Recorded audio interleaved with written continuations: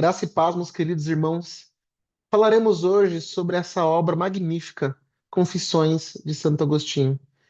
Escrita por volta de 397 e 400 depois de Cristo, esta obra relata a jornada de um coração inquieto, de um homem perdido que foi encontrado pela graça de Deus. Uma jornada que passa por inquietação, vazio, pecado, graça, salvação e descanso. Agostinho percebe que há uma inquietação e que não era só dele, era uma inquietação humana.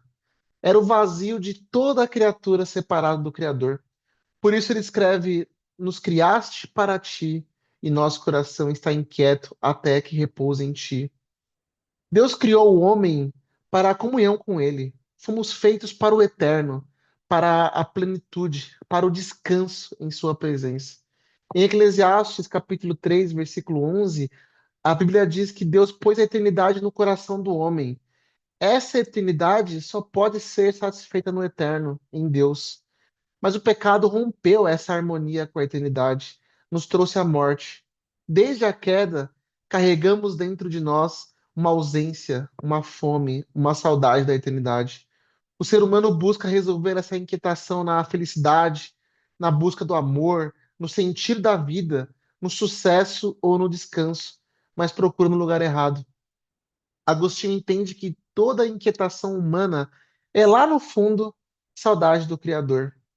O homem moderno continua correndo atrás do que Agostinho já havia percebido há muito tempo atrás: dinheiro, prazer, status, relacionamentos, conquistas, mas a alma permanece inquieta, porque existe dentro de nós um espaço que só o eterno pode preencher.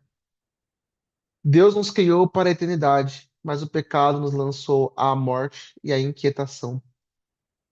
Certas frases de Agostinho não são só para entender, elas são para habitar, meditar, voltar nelas várias e várias vezes. E essa citação é um desses abismos criados por Agostinho. E eis que tu estavas dentro de mim e eu fora, e lá eu te procurava. Tu estavas comigo, mas eu não estava contigo. Deus não estava distante. Quem estava distante era Agostinho. Ele buscava fora o que só encontraria dentro, em Deus. Isso é muito profundo. Talvez tenha uma profundidade que nem consigamos alcançar. Deus é mais íntimo a nós do que nós mesmos. Deus sustenta toda a vida e toda a existência. Ele é a fonte de toda a existência, criador e sustentador de todas as coisas. Nós subsistimos em Deus. Ele nos sustenta. E a alma que veio dele, ela pode estar alienada de si mesma, dispersa em desejos, correndo atrás de prazeres do mundo. Para Agostinho, ele estava fora de casa interiormente. Ele buscava em coisas criadas aquilo que só o Criador pode dar. Para Agostinho, Deus não era ausente, o ausente era ele mesmo. Deus permanecia presente, sustentando sua existência, enquanto Agostinho vagava entre prazeres, ambições e distrações. E Agostinho descreve isso como uma escravidão, o pecado como uma força que escraviza a vontade humana. Tu nos purificas de nossos maus hábitos, libertando-nos das correntes que criamos para nós mesmos. E ele continua: Tu quebraste as minhas cadeias. É como se Agostinho estivesse ecoando aquilo que vimos anteriormente com Paulo em Romanos no capítulo 7, a experiência de quem está preso nessas correntes. A pessoa deseja o bem, mas encontra dentro de si resistência para praticá-lo. Nós não conseguimos quebrar essas correntes que nós mesmos criamos. Apenas a graça de Deus que aperfeiçoa nossa fraqueza para quebrar nossas cadeias. E essa graça que invade Agostinho e nos traz talvez o ápice emocional dessa apresentação. Tu chamaste e rompeste minha surdez. Tu brilhaste, brilhaste e espalhaste minha cegueira. Tu exalaste odores e eu respirei e ofeguei por ti. Provei e tive fome e sede. Tu me tocaste e eu ardia por tua paz. Talvez seja o ápice emocional daqui. A graça aqui parece uma graça convidativa, chamando, atraindo, e ecos ecoam em nossos ouvidos do próprio Cristo chamando: Vinde a mim. A graça ilumina a mente. A cegueira não é apenas intelectual, ela é espiritual e moral. O pecador muitas vezes ama o erro que o destrói.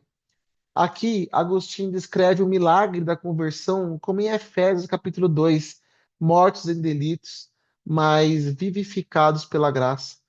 O que estava morto desperta, a surdez é rompida, a cegueira ela se dissipa, a alma respira novamente, tem fome e sede de Deus, e por fim encontra a paz.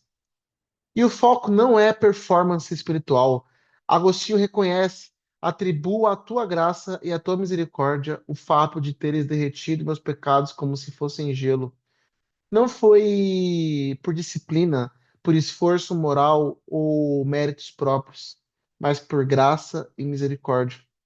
A graça entra como um calor misericordioso que derrete o gelo. A salvação não é recompensa por desempenho moral. Boas obras e abandono das práticas pecaminosas têm valor, mas não compram perdão. Somos salvos pela graça, somente pela graça. E essa graça, na experiência de Agostinho, não apenas o perdoou, mas começou a mudar seus desejos, começou a criar-se um relacionamento com Deus. Quão doce se tornou para mim imediatamente a falta das doçuras daqueles brinquedos, e aquilo de que eu temia me separar agora era uma alegria. Para Agostinho, não era uma questão de proibição ou privação dos prazeres do mundo. É troca de amores, novos afetos. Agostinho diz que se tornou doce justamente à falta daquilo que antes parecia doce. Isso é brilhante. Agostinho não está dizendo eu fui obrigado a largar coisas que eu amava. Ele diz o oposto. Aquilo que eu achava prazeroso perdeu valor diante de algo maior, dessa comunhão e relacionamento com Deus que estava sendo construída. E quando ele chama antigos prazeres de brinquedos, ele está até rebaixando o que antes dominava. E por fim, Confissões de Santo Agostinho não é apenas uma autobiografia de um homem, é o testemunho de um pecador inquieto, vazio em si mesmo, que buscou sentido em muitos lugares até ser encontrado pela graça de Deus. É a história de um coração ferido pelo pecado, curado pela verdade e transformado para sempre pelo amor divino. Porque todo coração humano permanece inquieto até descansar em Deus. E Agostinho olha para trás e percebe que correu atrás de prazeres inferiores, gastou energia em vaidades passageiras, buscou fora o que estava em Deus. E eu finalizo aqui com esse trecho que talvez seja o mais lindo de todos. Tarde demais eu te amei, ó beleza dos dias antigos, mas sempre nova. Tarde demais eu te amei, um sentimento de lamento, mas de muito amor. E assim encerramos essa obra incrível de Santo Agostinho. E deixo aqui a referência bibliográfica do livro de Confissões de Santo Agostinho. Que Deus abençoe a todos.